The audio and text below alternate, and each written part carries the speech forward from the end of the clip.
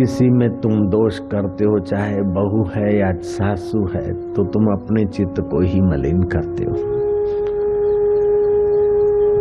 देरानी या जेठानी है या भाई है या पड़ोसी है या और किसी नात जात का है, तो उसमें जब दोष आरोपण होता है या उसके अवगुण की चर्चा करते हो, तो तुम्हारी शांति, प्रीति, उदारता और सहिष्णुता ये सारा का सारा मिट्टी में मिल जाता है। साधक को और चीजों से इतना घाटा नहीं होता है जितना दोष दर्शन से।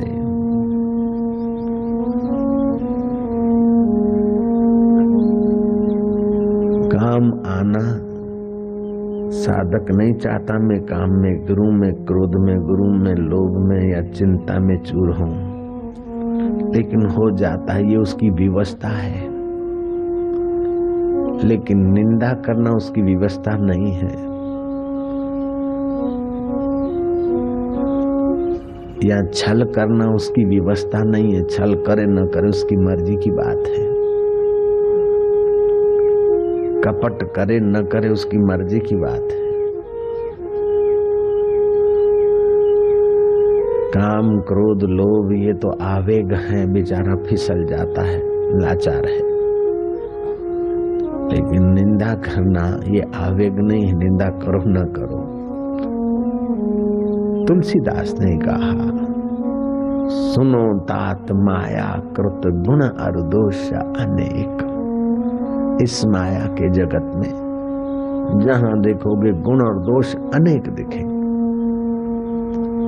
लेकिन आप दोष देखोगे तो दोष देखने के लिए दोषाकार वृत्ति बनेगी। हृदय दोषी आपका होगा, घाटा पहले आपको होता है। इसीलिए हृदय को दोषी बनाकर आप निर्दोष प्रभु का अनुभव कैसे कर सकते हैं? निर्दोष ब्रह्म में हृदय को स्थिर कैसे कर सकते हैं? सुनो तात माया कृत गुण और दोष अनेक। और देखना हो तो तुलसीदास कहते गुण देखहि दोष न देखहि, उभय देखहि अविवेक। देखना हो तो जरा गुण देख लो चलो, लेकिन दोष देखने के लिए तुम कोई जमदूत थोड़े हो, या तुम कोई पुलिस थोड़े हो, तुम कोई जेलर थोड़े हो, किसी के सजा देने के लिए तुम्हारा जन्म थोड़े हुआ है। देवलोक में चर्चा चली कि सबसे ज्यादा प्रसन्न, सबसे ज्यादा सुखी और सबसे ज्यादा सब अवस्था में अपने आनंद में रहने वाला कौन साधु, कौन ऋषि, कौन मुनि, कौन जति, कौन जोगी है? कई बुद्धिमान साधु, संत, जति, जोगियों के नाम आए, लेकिन सर्वोपरि साधुओं के साधु, गुरुओं की गुरु कृष्ण की महिमा चल पड़ी कि कृष्ण से बढ़कर और प्रसन्न रहने वाला व्यक्तित्व इस वक्त धरती पे कोई नहीं है। क्या कारण है कि श्री कृष्ण बुरे से बुरी वस्तु, बुरे से बुरी व्यक्ति, बुरे से बुरी परिस्थिति, बुरे से बुरी चीज, बुरे से बुरे प्राणी में भी बुराई नहीं देखते, अच्छाई देखकर अपना हृदय अच्छा रखते, आनंद में रहते। जब बुराई देखते या किसी की बुराई करते तो अपना हृदय ही तो बुरा बनता है, अपनी शांति भंग होती है, अपना आनंद, अपना माधुर्य ही तो सुखता है। भले सावधान करने के लिए, रहने के लिए थोड़ा ऊपर से कुछ कर ले, अगर हम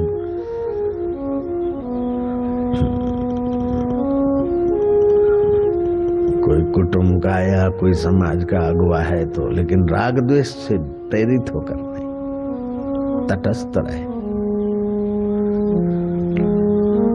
राम जी ने कहा हनुमान को, तुम लंका जा रहे हो,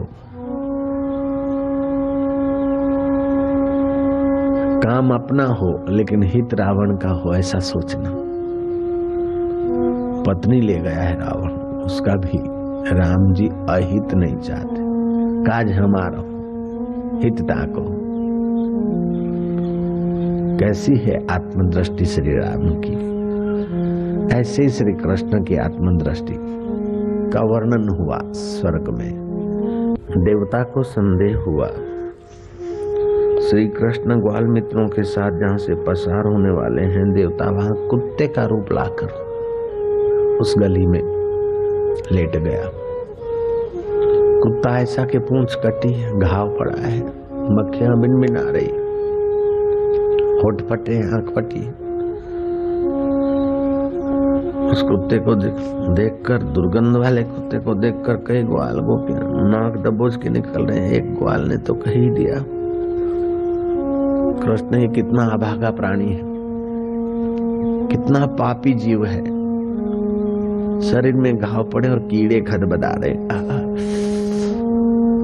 पूंछ कटी है, कान के इर्द गिर्द भी कुछ मक्खियां बिनबिना रही, होठ फटे, आंखें फटी है, न जाने जिंदा है कि मरा है, कितना अभागा प्राणी है। कृष्ण कहते कि इतना अभागा प्राणी, अरे ये क्या करता है, उसके दांत चमक रहे हैं, ये उसके पुण्य का फल है, देखकर तू आनंदित रहे, नहीं तो काय को परेशान होता है। तुम अपने हृदय को ये ऐसा है, ये ऐसा है, ये ऐसा है, ये वैसा है, परेशान क्यों होते हो? उसमें भी कहीं तो दांत चमकते हुए होंगे, कहीं तो कुछ होगा। सासू में भी कोई तो गुण होगा, बहू में कोई तो गुण होगा, पड़ोसी में कोई तो गुण होगा। ऐसा कोई मनुष्य नहीं जिसमें कोई गुण नहीं, ऐसा कोई वनस्पति नहीं जो औषध न हो, और ऐसा कोई शब्द नहीं जो मंत्र न बन सके। लेकिन संयोजक दुर्लभ, उसका गुण का हिस्सा देखकर संयोजन करके अपना हृदय और व्यवहार महान बनाए, ऐसा कोई दुर्लभ। राम जी को हजार हजार कोई आप शब्द कहता और हजार हजार बुराइयां करता, राम जी अपने दिल में नहीं लेते। लेकिन अच्छी बात कोई राम जी की कोई सेवा करते तो राम जी उसका गुण भूलते नहीं, दोष याद नहीं रखते और गुण भूलते नहीं। वो आदमी बड़ा सफल जीवन जीता है जो सामने वाले के दोष भूल जाता है और अपनी भलाई भूल जाता है। और वे लोग विफल हो जाते हैं जो अपनी भलाई थोड़ी सी करते और डिंग हाँकते और दूसरे की बुराई विस्तार से बकते रहते हैं। वे सासू के साथ रहने के काबिल नहीं होती बहुएं, बहुओं के साथ रहने के काबिल नहीं रहती सासुएं, भाई के साथ रहने में काबिल नहीं होते भाई, और वे मूर्ख पत्नी के साथ रहने के काबिल नहीं होते हैं, और वे मूर्ख पत्नियां पति के साथ रहने के काबिल नहीं होती, और फिर भटकते रहते हैं, वकीलों के चरण चूमते रहते हैं, डाइवर्स करो या ये करो या वो करो, मैं उसको ठीक करूँ, वो उसको ठीक करे, वो उसको, उसका दुश्मन, वो उसका दुश्मन। I shout you shout, will carry it out. मैं भी रानी तुम भी रानी, कौन भरेगा घर का पानी। संवारना है तो अपने दिल को संवार। घाट वाले बाबा के प्रति मेरा बहुत बहुत आदर बढ़ गया। एक कारण, मेरे मित्र संत थे, उम्र में मुझसे बहुत आगे थे। मैं 30-35 साल का हुआ और वे उस समय 70-75 के थे। लेकिन मैं कभी कभार उनकी दाढ़ी में हाथ घुमा देता था मजाक में। बड़े बड़े आदि शंकराचार्य के पद पे हूँ, आदि शंकराचार्य की परंपरा में गादी पे बैठे हुए कई शंकराचार्य भी उनके दर्शन करने गए। घनश्याम बिरलाया और कई एमपी और कई लोग उनके दीदार करते थे। वो मेरे मित्र संत थे। और उन्होंने जब घर छोड़कर साधना की तो एक मंत्र किसी जोगी ने दे दिया। मंत्र जपते तो मंदिर के घंट बजने लग जाते। एकांत जंगल के मंदिर में जाते और जप करते तो मंदिर का दरवाजा खुल जाता था। उनके साधन काल में, सिद्ध अवस्था में तो सभी छूट ही जाता है। जैसे साधन काल में मंत्र का बाहर से उच्चारण करते, जीभ से करते, लेकिन धीरे धीरे फिर हृदय पूर्वक मंत्र जपते तो सूक्ष्म भी उसका, ऐसा नहीं कि बाहर की ध्वनि से ही फायदा होता है, मानसिक जप से और ज्यादा फायदा होता है। वैखरी वाला जब पशंती में, पशंती वाला परा में आए, वैखरी वाला मध्यमा में, मध्यमा वाला पशंती में, पशंती वाला परा में, तो उसका प्रभाव और बढ़ जाता है। जितना जो चीज सूक्ष्म होती है उतना पावरफुल होती है। एक बूंद पानी जब बाष्पीभूत बनता है तो 13 सुगुनी ताकत कर देता, तो फिर सूक्ष्म साधना में, सूक्ष्म अपने आत्म स्वरूप में, सोहम स्वभाव में चले गए। जंगल में वो जहाँ बैठते थे वहां कई सांप आते थे, उठा के उनको रखते थे। सांप में भी आत्मदृष्टि। एक बार जंगल में शेर ने शिकार किया था और ये महाराज वहां से पसार हुए, तो शेर ने देखा अब क्या करूं। शेर शर्मिंदा होकर साइड मार गया, महाराज चले गए, फिर शेर आया शिकार करने को। ऐसी उनकी दृष्टि थी। उनको हम बड़ा स्नेह करते थे, वो मेरे को बहुत स्नेह करते थे। मैंने एक बार पूछा कि आपने कैसे परमात्मा ब्रह्मनिष्ठा कैसे पाली? बोले छोड़, इस छोटी उम्र में बाजी मार के बैठ गए। अपनी बात तो बताते नहीं, मेरे से पूछने चले। तो मैं उनको जरा, जब मित्रता बढ़ जाती है तो फिर शरारत की बात भी हो जाती थोड़ी। उनकी दाढ़ी में हाथ घुमाना कोई मजाक है? से बड़े संत, उनका स्वभाव भी मेरे संपर्क में आने के बाद ज्यादा विनोदी हो गया। खैर, तो हरिद्वार में गंगा के किनारे वो रहते थे और जंगल में सुबह शाम जाके घंटों भर अपनी मस्ती में बैठते थे। उनको कोई दर्शन करने आता तो फल फूल प्रसाद रखता, वो कितना लेना, बाकी तो बांटते थे। तो एक कोई लुफंगा आदमी साधु का रूप कई लोग ले लेते आजकल, साधु रूप में। कोई युवक लुफंगा था, साधु रूप में वहां रहता था, आश्रमों में घूमता, खाता पीता मौज करता था। वो उनके पास आ गया घाट वाले बाबा को, महाराज प्रसाद दे दो। महाराज ने उठा के दे दिया, जैसे आता है ऐसे दिल खोल के दे दिया। उसने देखा कि बाबा बढ़िया है, रोज 15, 20, 25 रुपए का माल दे देता है। थोड़ा 2-5 पेड़ा दे दिया, 2 सेव दे दिए, 2 कुछ दे, हो गया 15-20। लेकिन बाबा ने देखा कि ये तो प्रसादिया भगत है, इसको ज्यादा देना ठीक नहीं है। बाबा ने फिर देना बंद कर दिया। 1 दिन, 2 दिन, 3 दिन वो खाली गया। फिर वो अपना असली रूप में आया, बाबा को सुनाने लग गया, गालियां देने लग गया। गालियां देते देते देते उसका ग्रामर को पूरा होने को था और हम पहुंच गए, तो वो वैसे ही चल दिया। तो बाबा ने मेरे को बोला कि ये बोलता है कि पहले जैसे नहीं रहे हो, तुम बिगड़ गए हो, ये हो। उसने तो और भी कहा कि अब तुम राडों के गुलाम हो गए हो, स्त्रियों को प्रसाद देते हो, भक्तों के चेले हो गए हो, साधु को देखते ही नहीं हो, ये हो, साधुओं के साधु को नहीं देते हो, ऐसा वैसा। उसको जो कुछ बोलना था बोलता गया।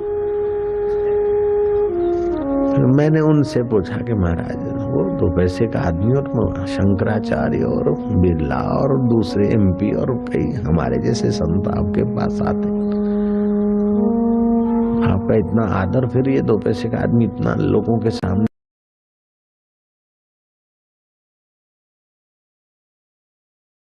बकता है, इसको जरा सुना दूं, ठीक कर दूं। फिर सोचा कि अपना दिल ही ठीक करो कि उसकी किसकी असर क्यों हो, अपना दिल ही ठीक कर दे कि किसी की असर क्यों। ये बात उन्होंने जब से कही तब से मेरा उनके प्रति मित्र होने पर भी मेरा उनके प्रति आदर भाव बढ़ गया। मेरे गुरुदेव के बाद अगर मैं किसी को आदर की नजर से देखूं या सिर झुकाने में निसंकोच मत्था टेक लूं तो वो हस्ती। एक तो गुरुदेव अभी भी कहीं आए और जुतियों के ढेर पड़े हो और गुरुजी वहां से आते हो तो मैं उन जुतियों पर सोकर अभी भी गुरुजी को दंडवत प्रणाम करूंगा। और डीसा के आश्रम में पधारे थे तो जुतियों के ढेर पड़े थे और गुरुजी वहां से आए तो मैं दौड़ के मंच छोड़ के दौड़ के चला गया प्रणाम। गुरुजी ने कहा ये कहाँ है, चमड़े की जूतों पर सोया है, प्रणाम कर रहा है। मैं क्या, मेरे नजर में तो श्री चरण दिख रहे हैं, जूतियां तो जिनकी होगी होगी। अभी भी गुरुदेव अगर साकार रूप में आते हैं तो मेरे हृदय में उनके लिए जो प्यार है उसके बाद का नंबर जो है घाट वाले बाबा। इस वाक्य के कारण शांत रहो, समझो।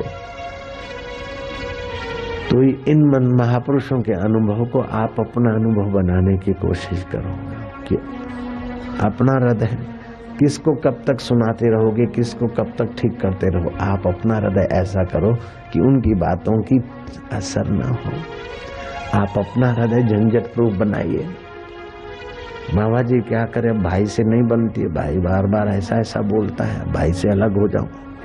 भाई से अलग होकर दूसरा धंधा करोगे तो जो दो शब्द सुनने में आपको इतनी तकलीफ हो रही है, तो दूसरा धंधा सेट करने में कितनी तकलीफ होगी। जयराम जी की पत्नी से नहीं बनती तो इस पत्नी को छोड़ दो, तो दूसरी से आएगी तो बन जाएगी क्या? पति से नहीं बनती तो तलाक लो, दूसरा आएगा तो बन जाएगा क्या? अरे अपने मन को बनाना आपके हाथ की बात है, दूसरों के मन को बनाना तो आपके हाथ की इतनी बात नहीं। तो वे लोग विफल होते हैं जिनमें सहिष्णुता नहीं होती। वे बहुएं विफल हो जाती जो सासू के हृदय को झेल नहीं सकती, और वे सासुएं विफल हो जाती जो बहू की टांग खींचने में लगती।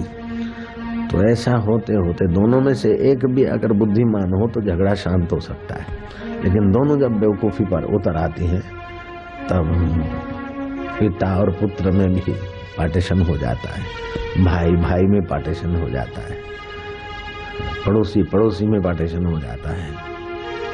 अरे पार्टीशन के बाद लोग सुखी होते हो तो जो तलाक देते हैं 100 शादियों में 65 शादियां तलाक में बदल जाती, तो अमेरिका के लोग परम सुखी होने चाहिए। पार्टीशन खूब होता है वहां, परम दुखी है। ये तो ऐसी बेवकूफी है कि गाय सवारी के काम नहीं आती, रण बेकार है। गाय घोड़ा गाड़ी चलानी और गाय काम नहीं आती, गाय से क्या फायदा? घोड़ा दूध नहीं देता है, दूध न देने का उसका अवगुण रिपीट करके घोड़े को निकाल दो। हाथी भौंकता नहीं, बेकार है।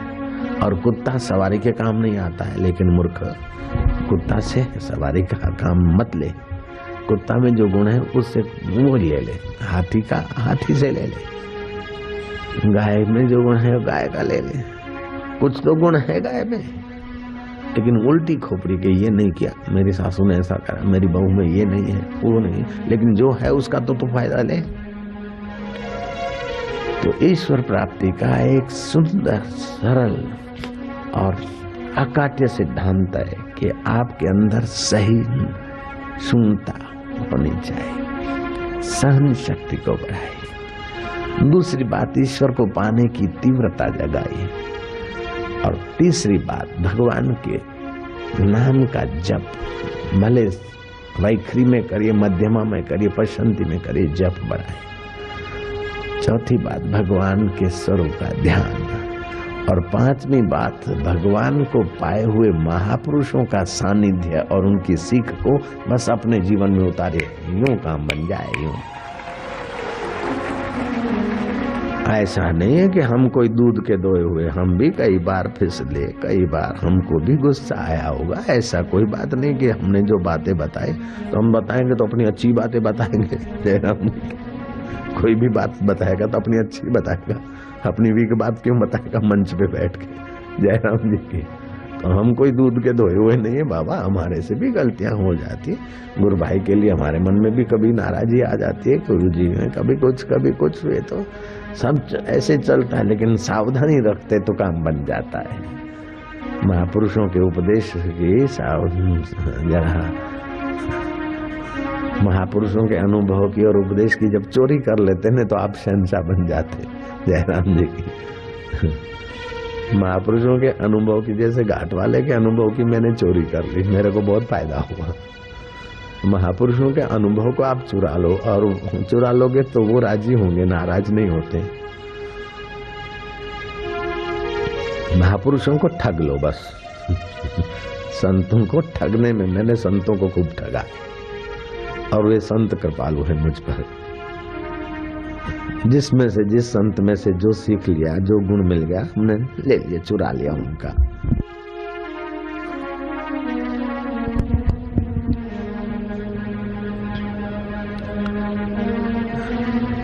भगत जगत को ठगत है, भगत को ठगे न कोई।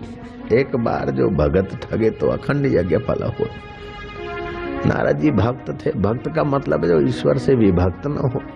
अब मैं ईश्वरत्व में जो जगा है, ऐसे भगत जगत में रहते हैं, जगत की वस्तुओं का उपयोग करते, उपभोग करते, लेकिन वो जगत से आसक्त नहीं होते। जगत भगत को ठगत है, भगत को ठगे न कोई। एक बार जो भगत को ठगे, भगत का अनुभव को अपना अनुभव बना ले। एक बार जो भगत ठगे तो अखंड यज्ञ फल होई। मूर्ख का नाम भक्त नहीं है, आवेशी का नाम भक्त नहीं है, पलायनवादी का नाम भक्त नहीं है, स्वार्थी का नाम भक्त नहीं है। लेकिन जो अपने आत्म चैतन्य के आनंद से, आत्म चैतन्य के ज्ञान से, आत्म चैतन्य के माधुर्य से जो विभक्त नहीं होता है, जैसे आज की कथा के प्रसंग में था कि लक्ष्मी जी ने कहा कि नारायण आप शिव हो और शिव जी आप नारायण हो, ऐसा समझकर नारायण शिवलोक में जा रहे हैं, शिव नारायण लोक में जा रहे हैं। और मुझे क्षमा करना कि आप में और उनमें ये भाषा का ही विलास है, बाकी आप हम मैं सब एक ही ब्रह्म है। ये है भक्त, लक्ष्मी जी की भक्ति है। ये विभक्त नहीं हो रही। ऐसे जो भक्त हैं, ऐसे भक्तों के अनुभव को, वचनों को जो अपना बना लेता है, चुरा लो उनके अनुभव को। भगत जगत को ठगत है, भगत को ठगे कोई। एक बार जो भगत ठगे तो अखंड यज्ञ फल हो, और पुण्य फल तो आप स्वर्ग में भोगो नष्ट हो जाए। लेकिन ये ज्ञान अखंड फल ऐसा है कि आपका वो अखंड फल कभी नष्ट ही नहीं हो। आप सदा ब्रह्मानंदम परमानंदम केवलम ज्ञानमूर्ति द्वंद्वातीतम त्रिगुण रहितम तत्त्वमस्य आदि लक्ष्य एकम नित्यम विमल सर्वधी साक्षी भूतम। जो भी भाव आए, जो भी परिस्थिति आए, उसमें बहो मत, उसके साक्षी हो जाओ। किस किस से अलग होगे, किस किस से लड़ोगे और किस किस से जुदा होगे। जुदा होना है तो अज्ञान से जुदा हो जाओ, अपने मन की बेवकूफी से जुदा हो जाओ। दोष देखना हो तो आपको अपने मन के दोष बहुत मिलेंगे। दूसरों को सुधारना या दूसरों से भागना, उससे तो अपनी बेवकूफी से भागो और अपने मन को सुधारने में लग जाओ।